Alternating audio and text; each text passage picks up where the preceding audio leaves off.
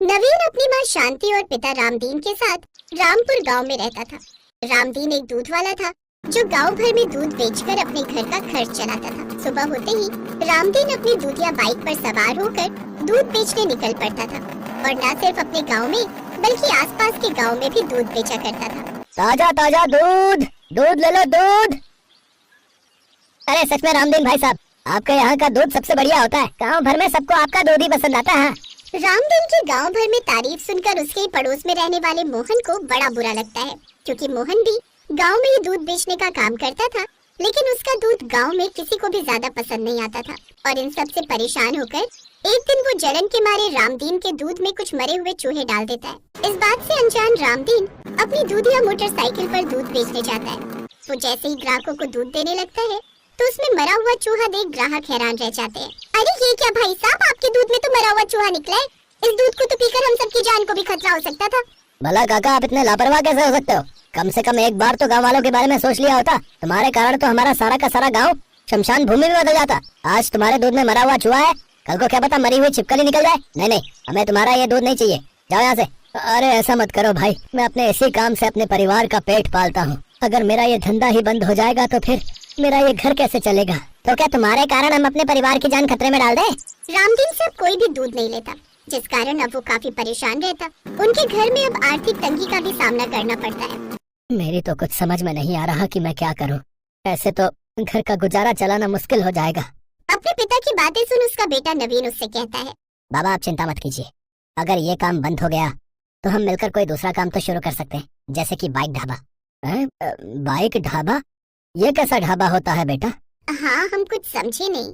मतलब ये माँ कि तुम बहुत ही अच्छे कड़ी चावल बना लेती हो, हम उस कड़ी चावल को बाबा की बाइक पर ले जाकर बेचेंगे। एक प्रकार से वो बाइक ही हमारा ढाबा हो जाएगी। आजकल ऐसे अलग अलग तरह के ढाबे बहुत मशहूर हो रहे हैं और सभी लोग ठेलों पर जाकर इस तरह के पदार्थ खाते हैं। कोई लोग साइकिल पर, कोई कार में, तो कोई वैन बस में खाना ले जाकर बेचते हैं। तो हम भी बाइक पर अपना ढाबा क्यों नहीं शुरू कर सकते? माँ तुम कल सुबह ही कड़ी चावल बनाकर तैयार कर देना, मैं बाइक पर जाकर उन्हें बेच आऊंगा। अरे वाह, ये तो बहुत ही अच्छा विचार है। हाँ माँ, और वैसे भी आपके हाथ से बेहतर खाना तो कोई बना ही नहीं सकता। बाबा हम कल से ही ये सब काम शुरू कर देंगे।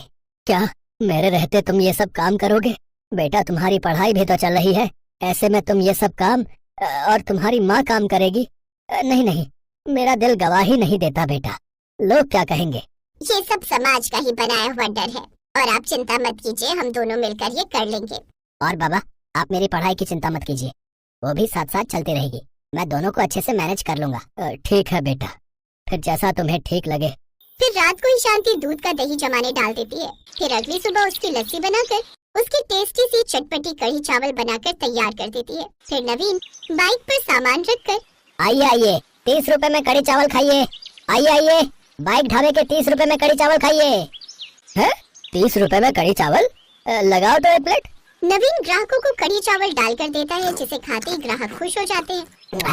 भाई वाह, क्या कमाल का कढ़ी चावल बनाए भैया, मजा ही आ गया। और इसमें ये लाल मिर्च और ये लहसुन का तड़का तो भैया कमाल का भैया। अब नवीन दुगनी मेहनत करता, वो अपनी पढ़ाई के साथ साथ अपने बाइक ढाबे पर कढ़ी चावल भी बेचता। वाह बेटा, इतनी कमाई तो मेरी दूध बेचकर महीने भर में होती थी, जितनी तू 10 दिन में कमा लेता है। सच में बड़ा ही होनहार बेटा है मेरा। इधर नवीन की कामयाबी देख अब मोहन उससे भी जलने लगा। मेरा बेटा जैकी एक नंबर का बदमाश है, शराबी, जुआरी और पता नहीं क्या क्या। और एक ये उस रामदीन का बेटा है, बाप को बुढ़ापे में आराम देकर खुद सारे घर की जिम्मेदारी संभाल ली है। काश मेरा बेटा भी इतना समझदार होता, लेकिन मैं जानता हूँ वो कमबख्त इतना होनहार कभी नहीं बन सकता। अगर ये नवीन ऐसे ही कमाई करता रहा तो ये तो हमसे भी अमीर हो जाएंगे और गांव वाले उस रामदीन के बेटे की तारीफ करेंगे, वो अलग। नहीं नहीं, मुझे इसे सबक सिखाना ही होगा। उस रात जब नवीन और उसका परिवार खाना खाकर सो जाते हैं तो मोहन उनके घर के बाहर खड़ी बाइक को तोड़ फोड़ देता है और टायर पंचर करके वहाँ से चला जाता है। अगली सुबह जब नवीन और उसका परिवार वो टूटी फूटी बाइक देखते हैं तो वो हैरान रह जाते हैं। अरे ये इसका हाल किसने किया? अब हम अपने बाइक कढ़ी चावल का ढाबा कैसे चलाएंगे? आप चिंता मत कीजिए माँ, आप जाकर कढ़ी चावल बनाने की तैयारी कीजिए, तब तक मैं इसे ठीक करता हूँ। लेकिन बेटा तू इसे ठीक कर पाएगा? हाँ बाबा, पहले मैं कॉलेज खत्म होने के बाद आकर बंसी काका की दुकान पर चला जाता था, उन्हीं से मैंने ये बाइक ठीक करना सीखा था। नवीन बंसी काका की दुकान से जरूरत का सामान ले आता है, फिर खुद ही उस बाइक को पूरी तरह से ठीक कर देता है और दिन के समय फिर से कढ़ी चावल बेचने निकल पड़ता है। ये देख मोहन को बड़ा गुस्सा आता है। फिर से इन्होंने अपना बाइक ढाबा शुरू कर दिया लगता है। अब मुझे इस बाइक को जलाना ही होगा। जैसे मैंने इसके बाप के दूध में मरे हुए चूहे को डालकर उसके धंधे को बंद करवाया था, ऐसे ही अब मैं इसके बेटे के काम को भी सदा सदा के लिए बंद करवा दूंगा। ये बात बंसी काका सुन लेते हैं और वो जाकर सारी बात नवीन को बताते हैं। रात को जब मोहन उसकी बाइक जलाने के लिए आता है तो नवीन और उसके परिवार वाले गांव वालों के साथ मिलकर उसे रंगे हाथों पकड़ लेते हैं। मुझे माफ कर दो, मुझसे गलती हो गई। बाबा के धंधे को नुकसान पहुंचाने के लिए तुमने दूध में मरा हुआ चूहा मिलाकर गांव वालों की सेहत के साथ खिलवाड़ करने की कोशिश की थी और अब मेरी बाइक को जलाना चाहते हो। तुम्हें इसकी सजा जरूर मिलेगी। हाँ मोहन, तुमने ये ठीक नहीं किया।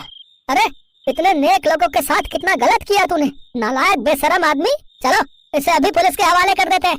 सभी गांव वाले उसे पुलिस के हवाले कर देते हैं। नवीन अपने बाइक ढाबे को एक बड़े ढाबे में बदल देता है। अब वो खुद का एक बड़ा ढाबा खोल लेते हैं और उसमें कढ़ी चावल के साथ और भी कई तरह के व्यंजन बेचने लगते हैं और खूब कमाई करते हैं। सोनपुर गांव के चौराहे पर दो छोले भटूरे वाले अपना अपना ठेला लगाकर धंधा करते थे। एक छोर पर मुकेश अपना ठेला लगाता था तो दूसरे छोर पर मोहनलाल अपना ठेला लगाता था। अरे मोहनलाल सेठ, एक प्लेट बढ़िया छोले भटूरे लगाना। अरे एक प्लेट क्या, 2 प्लेट मस्त छोले भटूरे लगवाता हूँ। अरे नहीं सेठ जी, एक ही बात है। मोहनलाल के ठेले पर लड़के काम करते थे। एक बर्तन धोता था तो दूसरा ग्राहकों को संभालता था। सब कुछ ठीक ठाक चल रहा था। इतने में मोहनलाल ने ठेले पर काम करने वाले लड़के सोनू को एक जोरदार तमाचा मारा। ग्राहक चौंक गए। अभी तक तूने इन भाई साहब की थाली नहीं लगाई। ये ग्राहक हमारे भगवान है। बस अभी लगाता हूँ सेठ जी। सोनू जल्दी जल्दी प्लेट लगाता है और वो ग्राहक खाने लगता है। छोले भटूरे इतने स्वादिष्ट थे कि सब लोग बहुत जल्दी जल्दी खा रहे थे। वहीं दूसरे छोर पर मुकेश के ठेले पर सिर्फ 1 या 2 ग्राहक ही मुश्किल से आते थे। अरे मोहनलाल सेठ, छोले भटूरे खाकर तो मजा ही आ गया। आपका लड़का बहुत स्वादिष्ट छोले बनाता है। सिखाया तो मैंने ही है इसे, वरना इस गवार को तो शरबत तक बनाना नहीं आता था। इसी बात पे एक प्लेट और लगाना। देखा, मैंने आपसे पहले ही कहा था कि आप 2 प्लेट लगवाओ, पर आपने मेरी बात मानी ही नहीं। मुझे भी 1 प्लेट और लगाना। सोनू छोले भटूरे की बहुत सारी प्लेटें लगाना शुरू कर देता है, लेकिन तभी मोहनलाल सेठ उसे फिर से एक जोरदार तमाचा मारता है। अब मैंने क्या किया सेठ जी? बिना मालिक की आज्ञा के तूने प्लेटें लगाना क्यों शुरू कर दी? माफ करना मालिक, गलती हो गई। आगे से ऐसी गलती नहीं होगी। चल अब अपना काम कर, हमारे भगवान जैसे ग्राहक इंतजार कर रहे हैं। सोनू अपना काम करने लगता है और सभी के लिए प्लेटें लगाता है। वहीं दूसरे छोर पर खड़े मुकेश के ठेले पर अजय छोले भटूरे खा रहा था। उसके ठेले पर एक ही ग्राहक था जो कि मोहनलाल की सारी हरकतें देख रहा था।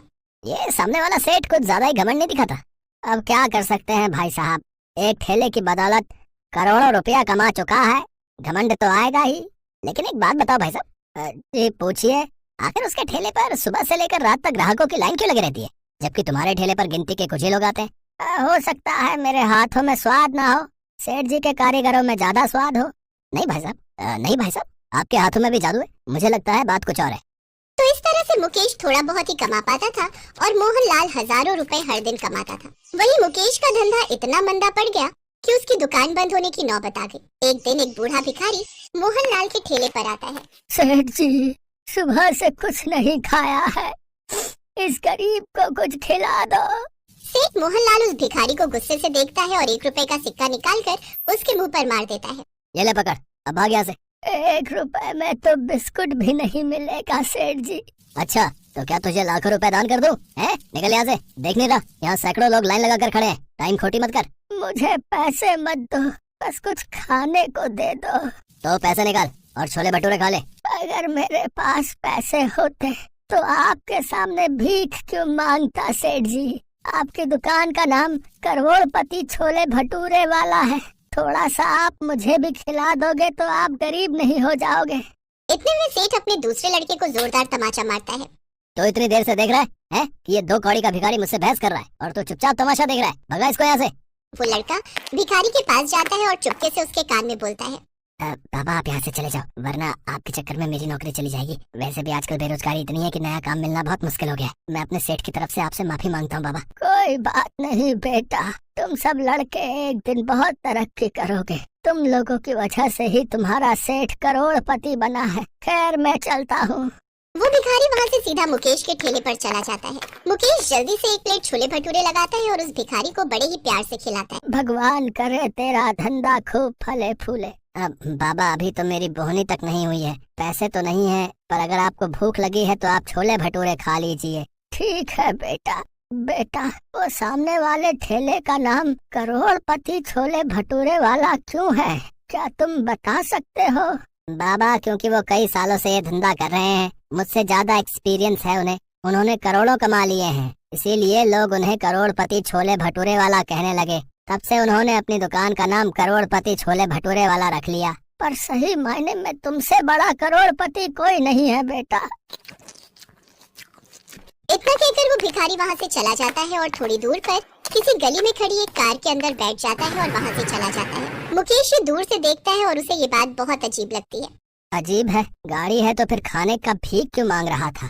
तभी मोहनलाल मुकेश को टॉन्ट मारने लगा। क्यों रे मुकेश, चूना लगाकर चला गया ना? कितनी बार कहा है तुझे कि यहाँ से ठेला लेकर चला जा, तू मेरा मुकाबला नहीं कर सकता। जब तक मेरा ठेला यहाँ है तब तक तेरे छोले भटूरे बिक ही नहीं सकते। मोहनलाल हर रोज ऐसे ही मुकेश को टॉन्ट मारता था। मुकेश को बहुत बुरा भी लगता था, लेकिन वो बेचारा भी क्या ही करता, घर की जिम्मेदारी थी उस पर।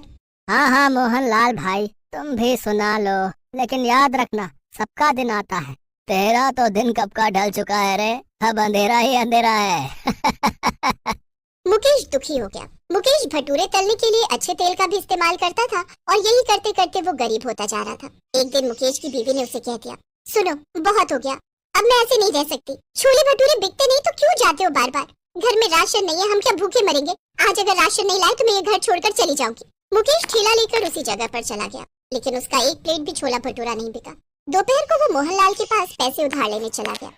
मोहनलाल भाई कुछ पैसे उधार दोगे, मैं बहुत जल्दी लौटा दूंगा। आ गया ना औकात पर, अरे जा जा भाग यहाँ से, मैं अपने सगे बाप को भी उधार नहीं देता, तुझे क्या दूंगा। मुकेश का मोहनलाल ने बहुत अपमान किया। मुकेश अब हौसला खो चुका था। तभी वहाँ वो गाड़ी आकर रुकी। उस दिन वो भिखारी जिस गाड़ी में बैठकर चला गया था, उस गाड़ी से एक सेठ बाहर निकला। वो सेठ सूट बूट में था। उसे देखकर ही लग रहा था कि वो सिर्फ करोड़पति नहीं अरबपति है। मोहनलाल ने सोचा कि वो अमीर सेठ उसी के ठेले पर आ रहे थे, लेकिन वो सेठ मुकेश के पास चले गए। पहचान रहे हो मुझे? मैं वही हूँ जो उस दिन भिखारी के रूप में आया था। अरे हाँ हाँ, आप तो बड़े साहब निकले, लेकिन मेरे पास क्यों आए हो सेठ? और उस दिन वो भिखारी बन के?